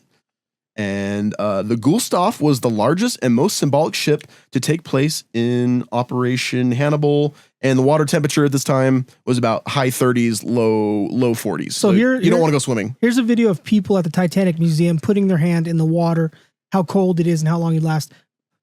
This museum shows the terrifying reality that the Titanic victims had to face. When this woman put her hand in the water, which has the same temperature they swam in that night, she didn't expect it to be -2 degrees Celsius. Most people can't keep their hand in for even a full minute. If you could survive in these conditions, hit like. Yeah, hit like on this video if you think you could survive in those conditions. Music. Anyway, that's cold water. People can't even last a minute. So you should be able to cold plunge there. There should be like a Bert Kreischer like a fathead like giving you the thumbs up, and then like you can like try to like. All right, we're back in it. Let's go. Okay, so who do you guys think the ship? I think that whole That whole part just we got cut out. Okay. Yeah. So all right, we're back. So who do you guys think the ship was named after? I told you to get back to the Gustloff eventually. I think it was named after. Wilhelm Gustloff. But who was the infamous Wilhelm Gustloff? I'm guessing he was a Mexican American who helped a lot of people survive the war. Ooh, is he the guy who invented peanut butter? Oh, yes. That guy, that's Benjamin Franklin, bro. That's George Washington Carver. We all know this. I know. The only thing he did, he invented peanut butter. Who was Wilhelm Gustloff? Whoa. He revolutionized the world. Okay. So I think they're originally going to name it after Hitler. But then the head of the Nazi party in Switzerland, who was assassinated by a Yugoslavian Jew in 1936. Yugoslavian Jew. He was shot. I didn't write the guy's name down. I probably should have wrote the guy's name down. But he was shot in the head His name's right here. Okay. He was shot in the head 5 times. Wow. So Hitler wanted a little angry, huh? Yeah. So Hitler wanted to launch massive reprisals against the Jewish community there, but Germany was preparing for the Munich Olympics at this time, and they didn't want there to be a kerfluffle in bad press when the Olympics are going on, right? Well, you're speaking video of Hitler at the 36 Olympics, tweaking his mind out. Seen that video? Yeah. What about the good stuff? I don't think he's tweaking. I think he was just really impressed by Jesse Owens, like blowing German runners away in the. Or he was literally on meth. I heard later in the 70s some good stuff happened at the Munich Olympics. Black September, right? Wasn't that the terrorist group that kidnapped all those dudes? Yeah, the Munich. It was the PLO. I think it was the PLO who kidnapped and killed the Jewish Olympians. We don't have to get into that right now. Up in the corner, we covered that video right here. There's a movie made after it called Munich. Yeah, I mean, obviously, I don't think it's historically accurate, but it's a fun movie for what it is. A year after the assassination, the ship began to be constructed and named after him. It cost about 25 million Reichsmarks. We're about 10 million USD at the time. How much do you guys think that's worth today? I can see the script, but if I didn't see that, I probably would have said like 1.5. $250 million. $250 million for this bad boy. Yeah. So what do you guys think some of the amenities on the Gustloff were? I'm not going to look at the script while you read this. So a crab and lobster buffet, free coffee every morning, a nice continental breakfast bar, and accommodations, obviously a nice bed. Comedian Mark Normand. I don't know if you can get crab and lobster comedy. in the Baltic, but comedy. I'm sure they got lobster. They got crab up there. Baked Alaska. Probably schnitzel. And maybe some pretzels and some good beer, champagne. They got tons of wine and tons of champagne. The Germans love champagne and wine. So this was originally a leisure boat. So yes. I'm gonna say maybe a music hall, maybe a swimming pool. Definitely a music hall. Okay. Definitely a swimming pool. So go ahead and rattle off some of these amenities for us. When it's freezing balls in the Baltic, though, I don't know how many people want to go swimming. I don't know if they tried to heat the pool or. Oh, dude, if it was a heated pool, imagine going in a hot tub in the Arctic. That would be peak under the Northern Lights. That would be pretty sick. If I'm not wrong, the Baltic Sea's pretty deep, and the Gustloff sunk pretty deep. I'm guessing. Well, I'm sure those numbers are in here. Anyway, go ahead, rattle off. It had a gym and a swimming pool. Of course, Hitler wanted to rival all the luxurious cruise ships that the British, the French, and the Americans had, because they were the lavish, luxurious, like overindulgent capitalist countries. Hitler wanted to match that. He wanted to brag about it to the German people. Nothing beats that, bro. I mean, like when you go up to an American cruise ship, we have a gym, bitch. Oh yeah. I'm not going to go on a tangent on like American cruise ships. The ship had community rooms for playing cards and watching concerts. So there you go, PG. You could probably see Rammstein on the Gustloff if they were around back then. It had luxurious dining. The luxury of the ship made some Germans feel uncomfortable. Just they weren't used to it, and it was kind of seen as like something that snobbish rich people from like capitalist countries. And if I'm not mistaken, like German people and like kind of that region, they're like not humble, but they're like they kind of look down on all that kind of like crazy. Yeah, well, this is a like half Catholic and half Protestant, like Lutheran like people, right? So they're into like humility and not like excessive wealth and stuff, and so but it was so. The Gustloff was one of the first like ocean or like cruise ships that like Germans could take take a nice vacation on, you know, because there was no like world travel like like back then, unless you were rich. If you're rich, then you could travel all over Europe, but like most people didn't do that because they just couldn't afford it. Would you guys go on a cruise ship nowadays? Yes. Depends on where it is. Yeah. If it's not like some crappy like. Insert I don't want to go on the video- coast of Concordia. What do you mean, bro? That ship's luxurious. Insert video of all the shenanigans happening on Carnival cruises lately. No, not a Carnival cruise. I will not. You Have you heard about what's going on with Carnival? You would not cruises? get. You mean the things that's been happening for years? Yeah. Do you know do you know the rumors and the jokes about Carnival cruises? Mm-mm. They're basically the Nissan Altimas of the sea. Oh, okay. We'll leave it at that. Okay. You would have to pay me a lot good of amount. fights. A lot of fights on there. A lot of yeah. Well, that's just alcohol though, right? There's everyone wasted, right? Well, So also they're the most affordable cruises. Yeah. So it's it's the Spirit Airlines, or it's the Waffle House of like cruise ships. the Waffle House of cruise ships. It's the Waffle is House of cruise ships. perfectly. They're giant Perfect. though. If you see them in person, they're I have. huge. I've seen them down at the Port of Long Beach. It's a floating Waffle House, essentially. Could we get a Street Fighter 2 intro of like a fight on choose your No, player. yeah.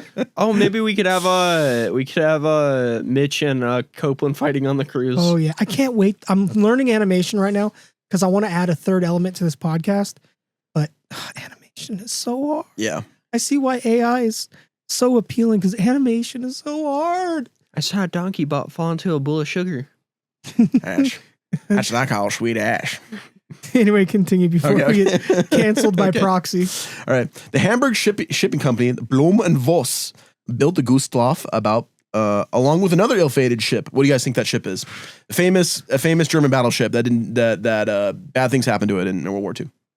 Is it the one that got hit by the missiles or the torpedoes? Mm-hmm. Yeah. It was. God, what is that ship's name? It's a big giant battleship they made. It's called the.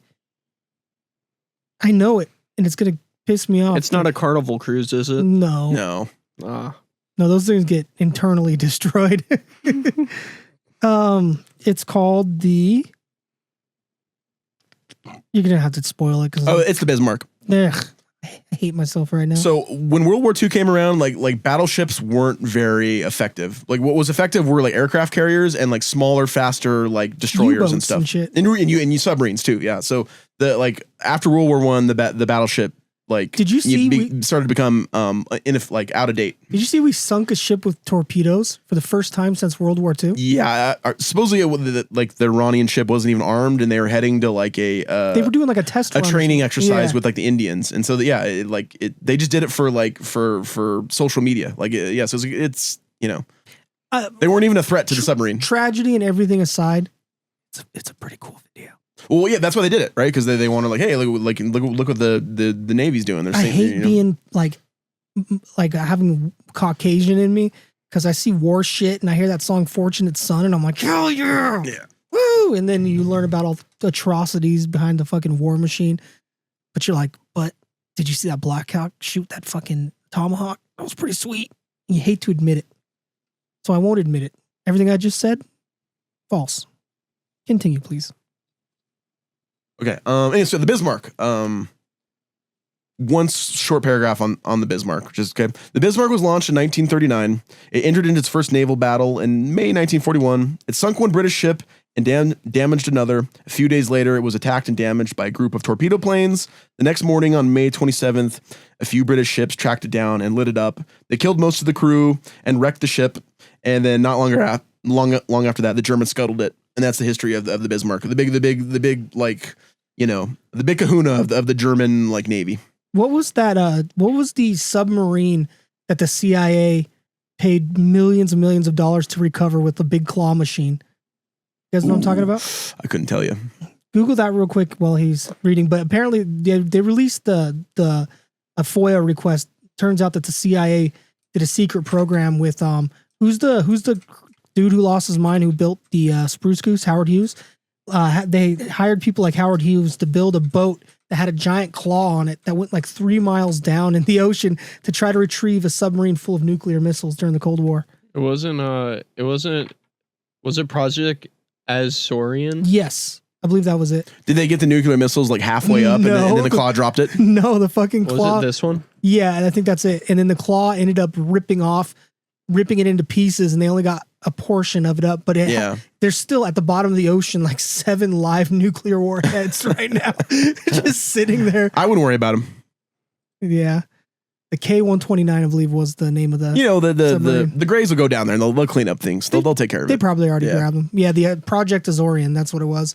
It's pretty interesting. We'll add it to the wheel because it's actually a really interesting story. Sunken Lake. That's not the first nuke the CIA's lost, right? Didn't they lose another one? Brother, you could fire a gun in any direction, and you're gonna find some sort of fissile material that. I'm just saying they're really good at protecting pedophiles, real bad at protecting plutonium. That's our next T-shirt. Sunken ships and sunken submarines are kind of creepy looking. They are. They should be creepy because the story behind them is a ship doesn't just kind of sink. It's always some crazy like people running, fucking screaming. It's a terrifying thing. Anyway, Azorian, back to the Gustloff. They're good at spending, stealing money from the taxpayer too, and then spending on an overbloated military budget. This was in like the 70s or 80s or whatever it was, and they spent close to $1 billion of our money in a secret program just to lift a submarine so they can get the nuclear secrets. Dumb. All you do, you know what you should have done, CIA? You could have spent. You don't hire me. Spend not even 1/10 of the money and just kidnap a bunch of Russian nuclear scientists. How about that? And then used advanced interrogation techniques to get the information out of them. And it's all legal and it's all above board. And you could have saved us money. What do you think those advanced techniques are? Tell me what it is, or I'm going to shoot your ass. Well, no, it's called waterboarding. It's called Dick Cheney invented waterboarding. Yeah, strapping car batteries to their nipples, letting them die, and then give them CPR to bring them back to life. It's really gross, nasty shit. I'd rather do anything than get like it's torture, basically. It is torture. And they just call it advanced torture's outlawed by the 8th Amendment, but the CIA doesn't really adhere to the Constitution, and Well, what they do is they wiggle and shift definitions. So instead of torture, it's advanced interrogation techniques. Or we should put getting waterboarded on the wheel, and whoever spins it, you got to get waterboarded to see how bad it really is. Because there's a part of me that's curious enough to try it. I'll do it. There's video of. I've seen it all. Christopher Hitchens did it I think he said a few years after the Iraq War, and there's video of it because he used to work for Vanity Fair. And I think he was saying that it's not that bad, but he lasted. No, he said it's effing horrible. No, I mean, he said it's horrible. Before it happened, I think it was either him or somebody was saying, how bad could it be? And then immediately right as it's suffocating. Yeah. It's drowning. It simulates drowning. I think I had to just bleep. He said it's absolutely torture and it's absolutely horrible. Do you know what goes into it, Pallet? So it's just water. You put a towel over your face and you get water poured on you, but you can't breathe out of the towel because it's fucking soaked. Yeah, and you lay at an incline. It's so simple and barbaric that it truly is evil. And he only lasted a few. I mean, like Christopher, not to put Christopher down, but he only lasted a few seconds where he had to stop. You're not putting him down. It's that bad. It's bad. It's bad. Yeah. So all right, continue. Okay. Anyways, the Gustloff launch date and heroics. So before we talk about the disaster of the Gustloff, it did heroic stuff. It wasn't all bad for the Gustloff. The Gustloff was launched from Hamburg on May 5th, 1937, to a joyous crowd. Adolphs was there to give a fiery speech about the occasion. It served as a cruise ship until the war started. And did you know, PJ, that the Gustloff participated in a rescue effort? No, it did some straight heroics. Okay, so in early April 1938, I don't know who the captain of the Gustloff was. If we know, he's this right time, here. yeah, like I think he. Not long after, one of the first captains got a heart attack like a year after he became the captain, and then just to save time, I didn't put it down in my notes, but it responded to a distress call from a British cargo ship that had run into a brutal spring storm about 20 miles off the Dutch island of Terschelling. So it seems like springtime in the ocean is not necessarily like the transition from like colder water heating up just creates a lot of brutal storms. I think that's true in the Arctic too, and I'm sure it's true in the Arctic, but I know in Antarctica it's real bad. Like they get some of the worst storms like on planet Earth down there. And springtime's a real nasty time where you can run into bad storms. So the Gustloff, I think at like 4 a.m. I got this distress call from this British ship, And so it pulled up anchor and whatever was doing, and it went to the aid of the Pegaway. It's the name of the British cargo ship. Every time point, that means it's going to a picture of it. Okay. It pulled 19 sailors to safety from the Pegaway, and the ship's last, and of course, like, Hitler and like the Nazis used the occasion to say that, like, you know, the Third Reich is a humanitarian regime, and it helped, you know, it has goodwill towards Europe, and it helps everyone. And like, yeah, so they white knighted the shit out of this thing. It's crazy when supreme leaders talk hyperbolically. Generally, they're not great people. Yeah. I wouldn't know anything about that here in the United States because we don't have a leader that says this is the biggest and best thing. It's huge. Everybody loves it. Definitely doesn't talk like a 6-year-old describing his favorite cartoon. Well, he's getting dementia and his brain is melting. So, you know, we don't have to get into that. Allegedly. Maybe on the same time. And he's having serious health problems. Allegedly. 1, 2, 3. Allegedly. Okay. So anyways, yeah. So actually, let's record that real quick. Oh, we don't have one on here yet, huh? No, yeah, we need it allegedly. Here. All right, let us know, and we'll do it when you say go. Okay, what do I press? Sound effects robot, mixer, or I think it's mixer. We're almost done. I got like a page left, and we're done. Yeah. All right. 3, 2, 1. Allegedly. That's a hot one too. 1. Allegedly. 1. Allegedly. 1. Perfect. Let me press 1. 1. Allegedly. You ducked it too, so you can't hear us talk in the background. It's funny. Anyway, we're almost there. Anyways, so I told you guys we talk about the Gustloff, not just horrors in Poland in World War II. The ship's last peacetime cruise was in the summer of 1939 when it sailed to Norway and Sweden. I'm sure that was a nice cruise, you know. During wartime, it was officially classified as a hospital ship. It took part in the invasion of the Poland. So when the when German soldiers were injured in fighting the Polish army, like they were, you know, put on board. You know, some of them were put on board the Gustloff. And also, blah, blah, blah. Later, it served as a U-boat training facility.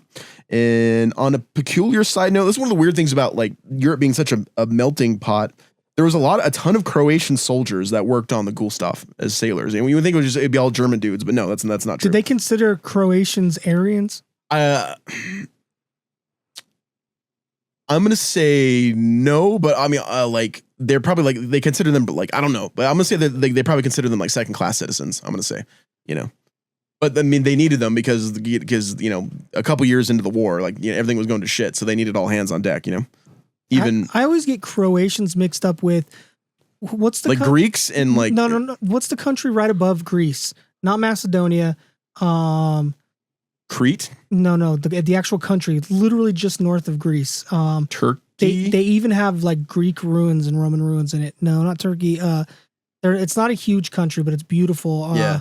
It's what is that country right above Not Greece? Macedonia. Not Macedonia. It's in that area. It's south of it. It's I'm gonna kick my head off. Serbia. The dudes are huge. Hold on. Playing Jeopardy music right now as I think about it. Bring up a map.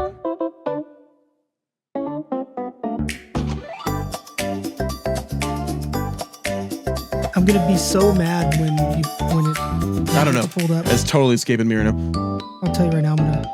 Since you said pull up a map and the producer just didn't do it, I'm doing it right now. Oh, it's literally right above Greece. It's Albania. Albania.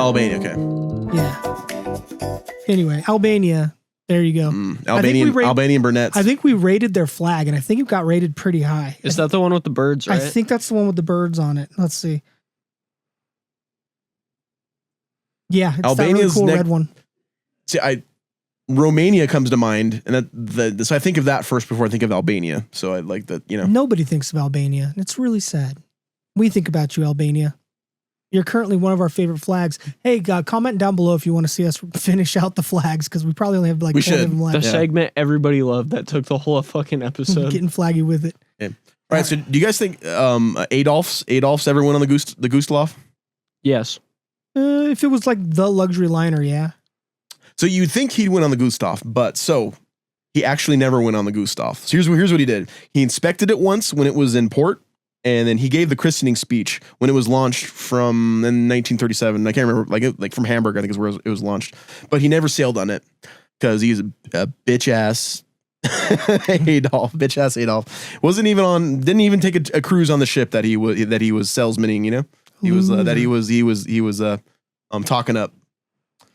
Okay, and so out of the frying pan and into the fires. This is the last paragraph, and then we can we watch a couple clips, and then maybe we can get out of here. I know what's our time, Pallet? We are hour 42 minutes. Hour 42. Okay, yeah, it's not bad. So it's faster than I thought we'd go. So there, as we talked about, there was mass. So transport back to 1945. Everything's gone to shit for the Germans. There's explosions everywhere. The Russians are pissed, and like you can't escape them on land because they're everywhere. And so the only way to get out of Dodge was to get on one of these ships in Operation Hannibal and go to Kiel, Germany, which I think is like Western Germany. And so the Soviets weren't there yet. I think the Americans and the British were close to being there if they weren't there yet. But much better if you're a German soldier, like you want to surrender to the British or the Americans, you don't want to surrender to the Soviets. Okay, so there was mass squalor, desperation, and panic in the port of Gotenhofen on January 30th. A seemingly lucky group of about 10,000 injured soldiers and refugees set sail on the Gustloff from Gotenhofen at about noon. They were anxious, cold, famished, malnourished, and war ravaged. They filled all the decks along with the ship's crew. It was about a 435-mile journey to Kiel. They've avoided the fury of the Red Army. They now have to brave the freezing Baltic, Allied coastal batteries, Soviet submarines, and sea mines absolutely everywhere. And everyone is filled with cautiously optimistic hope. But at about 9 o'clock that night, disaster would unfortunately strike. And then next week, we'll conclude with part 2 of the last voyage of the Gustloff. You don't want to miss it, son. You don't want to miss a thing. Wow. That story was so good. That story was good enough for Jehovah. Wow. Well, yeah, we'll come back. get into the blood and guts and the horrors and all the bad stuff that happens next week. And next week. Don't forget, comment, like, subscribe, so you don't miss it. I mean, it was people just trying to survive an awful situation that was out of control, and we'll hear all about it next week, which is going to be exciting. Don't stone me. The conclusion of the Wilhelm Gustloff. What do you think so far, Pallet? Is he putting a pretty good thumb on the story? I said it's good enough for Jehovah. That's amazing. I know I went a little bit into the weeds on World War II, and I'm just going to do that. I'm a history nerd, right? So. Yeah, no, it's great. It's a great setup to what's coming. I'm signing into Suno real quick. I had to, We'll do a quick song and we'll get out of here. Pretty good episode today. Very high energy. Yeah, and we flew through the information. Yeah, we went a lot faster than I thought we were going to. I thought this was going to be like a 3-hour episode, so I'm glad it's not. I wish we got the preamble about Mitch McConnell. That was fun. I might have to pee real quick before we do our Suno. Do you guys want to watch a couple clips while I Yeah, if use you the want volume. Okay. Sure. Let's see if I can find a Wilkins coffee commercial. I want to show you this, Dad. Yeah, well, let's not get copyright striked. Well, we don't have to play the it's just us responding to them. I don't know. We don't have to show the actual videos. We'll do something like that on Patreon. But check this out. What I did was I just put in the date and time that this thing happened, and we'll see if AI actually made a song instead of us doing lyrics. Let's see what AI does. So this song is called "Port of Gotenhofen." My brain's kind of shot. I don't know if I can come up with funny lyrics right now. It says it's playing. Oh, I turned. Okay, you ready? So what I did, I went to Suno on the app and I just typed in the name of the town and this specific date. So let's see if it knows what we're talking about. Y'all ready? Mm-hmm. And before I play this, we're going to listen to the first one and react to it. And then we'll fade out with the second one. We love you. Subscribe, share, do it all. Yes. And come back for part 2 where the real juicy stuff happens, where we get into the nuts and bolts, probably most likely rivets of this story. So here we go. Ooh, a little electric guitar happening. It's like Joe Satriani style. Sounds like an ebook. Snow on the rails, tar on the tide, smoke over masts. That's boat related. Gray hulls hide. Go get yourself a pill. Children in mittens, clutching their case. I might do the lyrics down below. Names on a tag, sewn to each place. Oh, Golden Hyphen, cold January sea. Crowded decks are praying for a road to be set free. Oh, Golden Hyphen. Sounds like modern country. It's a good book, by the way. Well researched, I'll say. Well researched. East, oh, west of nowhere clear. Shout out to Catherine Prince. She did a good job. Link to the book in the description, Reno. Boots on the gangway, orders a shout. Mothers count faces, keep leaving one out. Bread in a pocket. Oh, Just like AI, it doesn't. they ran out of water. AI ran out of water. It didn't. It like restarted mid. No. So it's loosely about it. So we'll see with the second one. We'll fade out with the second one as always. We love you guys. We I'm love back you. next weekend. And Monkey. And always Monkey. Can you hit us with that? No.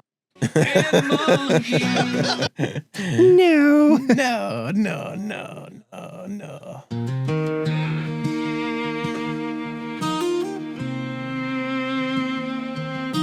Ooh, we love you.